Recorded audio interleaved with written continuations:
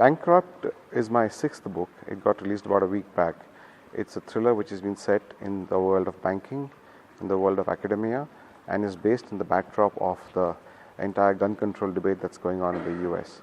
It's a story of an academician, of an Indian academician married to an investment banker, and how their life goes through a fair bit of turmoil because she gets involved in a gun control debate in the US, and how it actually is a story of how research gets manipulated in academic institutions, how in the quest for power and politics, in the quest for authority and control, people across the globe, academicians across the globe, indulge in various nefarious activities which kinds of pulls down the entire reputation of academia.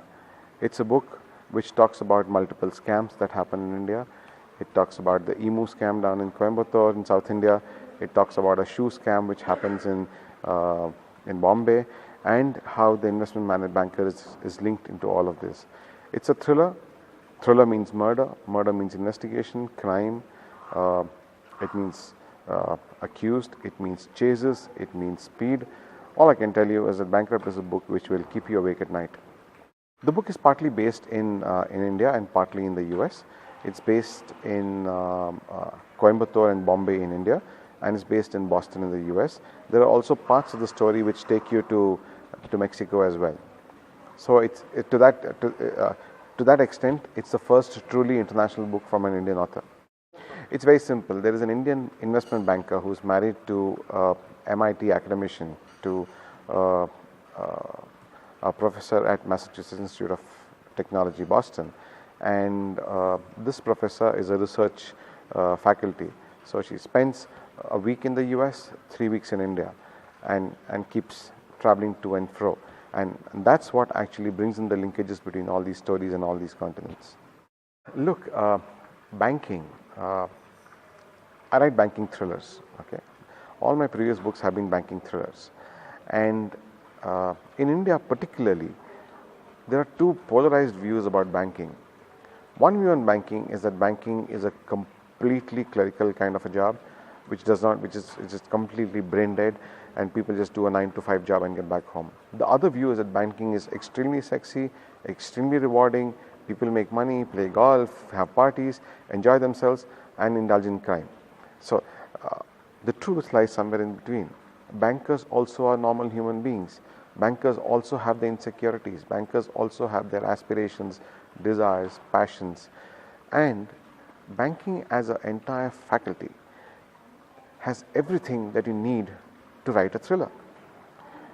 What do you need to write a good thriller? You need crime, you need passion, you need people, you need sleaze, you need relationships, you need money, you need fraud, and you need investigations. Banking has all of this and more. And yet, in a country like India, where most of the banking probably hires the second largest number of people, nobody has written a story based on banking. That's why I started writing about banking. My background helped. I worked for 20 years in banks, so it kind of helped me relate to the background and write about that, about banking in general. But I think by and large, it was the fact that nobody wrote about it. There is an industry which people want to hear about, industry which touches everyone's life and has everything that goes into making of a thriller. All these factors, when I looked at it, I said, I have a sure shot winner if I write a story based on banking. And that's the reason I wrote all my first 5 books on, in this space.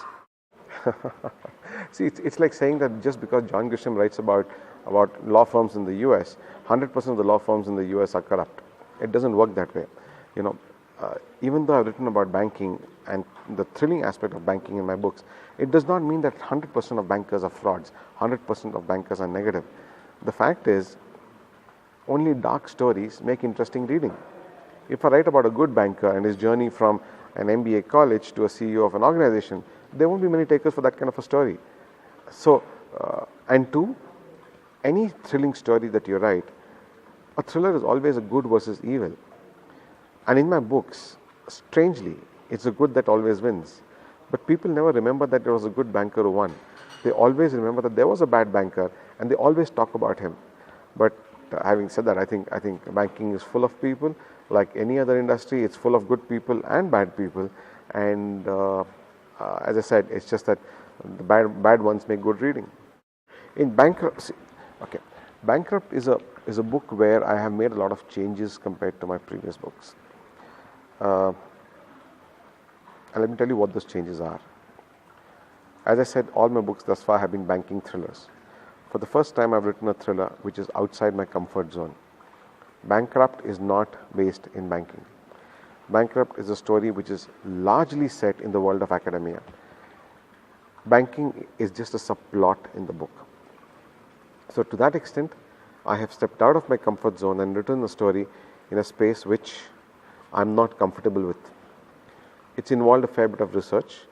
It involved me reading at least about 3 to 4 books about the Second Amendment in the US, the gun control laws in the US, the political scenario in the US, the debates around gun control and gun rights. So I had to do a fair bit of research on that, and all that research has been incorporated into this.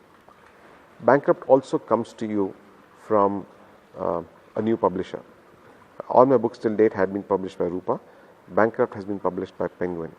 So it's a new publisher, a completely new story, a completely different story from an old author. So all I can say is a lot of effort has gone into this book. A lot of research has gone into this book. It's the first book of its kind by an Indian author, because a lot of Indian authors tend to write in the space of romance, in the space of a small city story, or mythology. But nobody has thus far written a book which can be called a truly international book from an Indian author. So it's that kind of a book. I would request you to read it. If you like it, do tell your friends about it. If you don't like it, do come back to me and share your feedback with me. I value negative feedback a lot. It will only help me improve as an author. Very simple. And I think that's what also makes my thrillers slightly different from the rest of the thrillers that you read. Most of the thrillers that are written these days involve superhumans. Okay, and I say superhumans because it involves people who are gifted, talented, forensic experts, people who have solved crime in the past, etc., etc. And whereas my stories is not about superhumans, it's about ordinary human beings doing superheroic deeds. So in my story of banking and banking thrillers, it's ordinary bankers who rise to the occasion and do superheroic deeds and settle the issue. So it's all about ordinary people, people you and me can relate to, people you and me see in our everyday lives, people like you and me. And I think that's the reason why it makes my books a lot different from most of the other thrillers that you would read these days. Take Jack Reacher for example. Jack Reacher is a superheroic man, right? He comes from nowhere, and where he goes nobody knows, but he comes and solves a crime and disappears. So would you find a guy like Jack Reacher in real life? You would not, but he makes good reading. In my book, it's not about the Jack Reachers. It's about ordinary bankers, ordinary human beings who actually are impacted by something which has happened, and in the quest to achieve something, which is either to save themselves or to because somebody they're emotionally linked to has been impacted, they go and do superheroic deeds and solve the problem on hand. That's what makes my books relatable, and that's why people read my books and like them. They're believable stories. There is a bit of a misconception that banking is about money alone. To me, banking, like any other industry, is about people. It is not money and accounting which leads to frauds. It's people, their greed, their lust for power which leads to frauds. It's not accounting. Okay. So when I write my stories, I'm very conscious of the fact that a lot of people who read my books may be non-bankers. A lot of people who actually flip through the pages won't understand accounting. So what I do is, when I write a book, I dumb down the banking process to a large extent, to the extent that it seems so close to being ridiculously simple. It's necessary because a lot of people get put off by banking terminology and banking jargon because they feel they don't understand it. So I actually go the extra mile.